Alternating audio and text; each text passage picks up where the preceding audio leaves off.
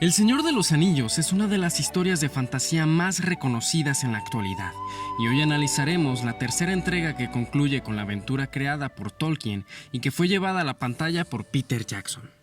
John Ronald Reuel Tolkien nació en Bloemfontein, Sudáfrica, en 1895, cuando tenía 3 años. Debido a que el clima perjudicaba su salud, fue trasladado a Inglaterra con su madre y su hermano. Su madre, Mabel, se encargó de su educación a una temprana edad, mostrando el joven Ronald un gran interés por la botánica y los idiomas, en especial el latín. Debido a esto, a los 4 años ya era capaz de leer y fue capaz de escribir de forma fluida poco tiempo después. En 1900, Mabel se convirtió al catolicismo junto con sus 2 hijos, a pesar de la fuerte oposición de su familia, de confesión baptista. Debido a esto, perdió la ayuda económica que le habían brindado hasta ese momento. Cuando Ronald tenía 12 años, Mabel falleció debido a complicaciones con la diabetes. Tolkien la vio desde entonces como un mártir de su fe, algo que lo marcó profundamente durante toda su vida.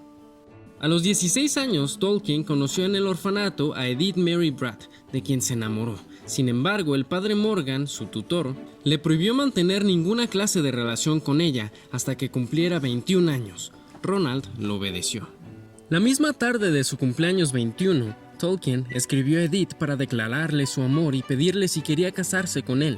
Aunque ella estaba comprometida, terminó cediendo en 1916. Después de su graduación, Tolkien se unió al ejército británico que luchaba por entonces en la Primera Guerra Mundial. En 1937, C.S. Lewis, futuro autor de las Crónicas de Narnia, persuadió a Tolkien para que publicara El Hobbit, originalmente escrito para sus hijos. El libro, sin embargo, atrajo la atención de un gran número de lectores adultos. En 1965 se publicó la primera edición de El Señor de los Anillos en Estados Unidos.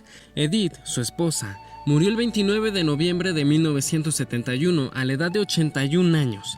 Más tarde falleció el mismo Tolkien, 21 meses después, el 2 de septiembre de 1973, con 81 años, y fue enterrado en la misma tumba que su mujer.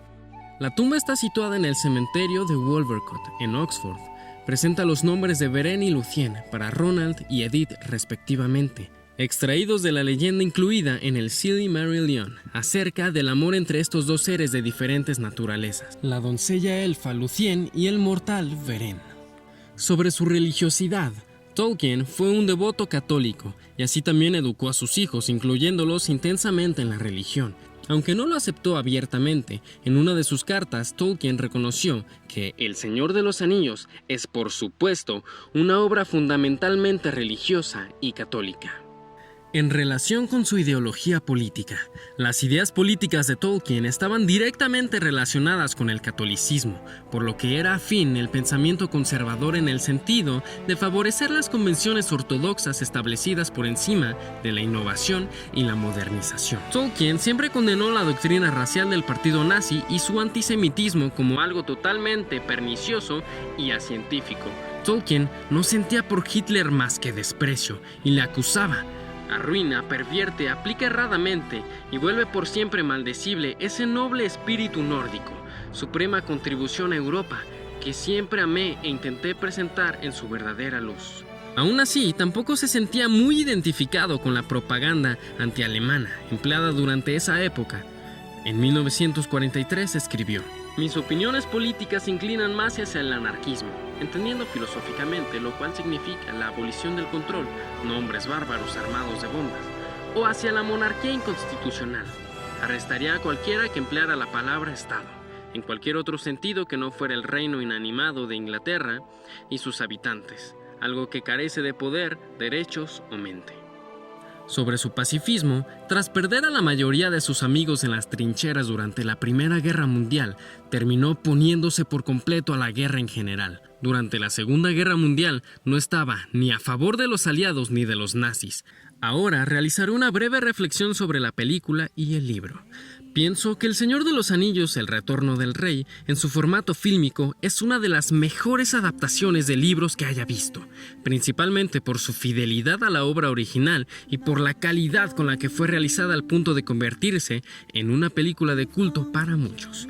Considero que Tolkien inició y plasmó esta historia sin un objetivo concreto en mente originalmente. Quizás quería desarrollar historias y mundos personales que ocasionalmente compartía con sus compañeros intelectuales y familiares cercanos. Y aunque seguramente él lo negaría, pienso que la novela está muy influenciada por los diversos conflictos bélicos que Tolkien llegó a contemplar e incluso vivir en carne propia. Es una obra fuertemente cargada de la doctrina católica más conservadora, y aunque es parte de mi trilogía de películas y libros preferidos, no debo buscar mucho para encontrar ciertos fallos o ideas que en la actualidad no son vistas del todo acertadas.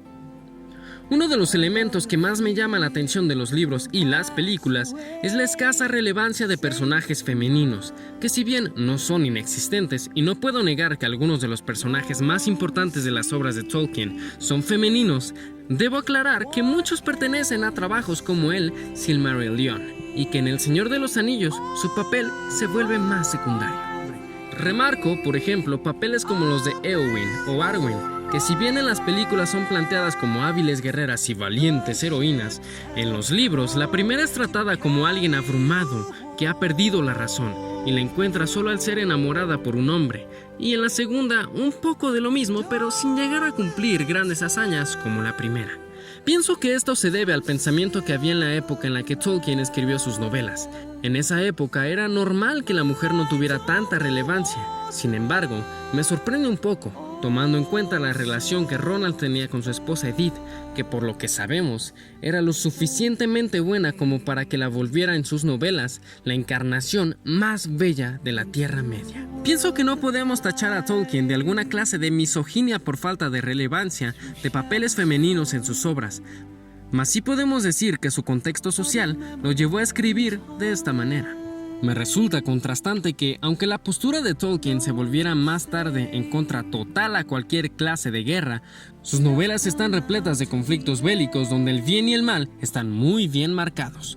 Por lo que sabemos, él mismo dejó de ver esta separación en las guerras que vivió y se dedicó a separarlas en maldad y más maldad.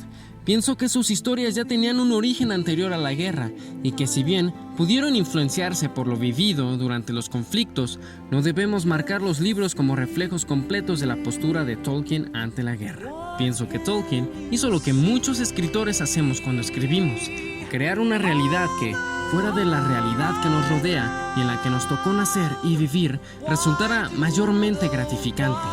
De ahí que él mismo se viera como un reflejo de sus personajes, por ejemplo con Beren, y que viera a su esposa como Lucien. En conclusión, puedo decir que El Señor de los Anillos, El Retorno del Rey, es una película con fuertes raíces católicas que plantea una visión de la guerra dentro de una fantasía y que no es la postura que Tolkien presentaba en su vida natural o su vida real, que al mismo tiempo se vio fuertemente influenciada por el contexto social y en especial religioso en el que vivió el autor. Quizás todo el conjunto de elementos anteriormente planteados sea la clave para que esta novela y película sean tan enigmáticas y atrayentes, incluso en nuestros días.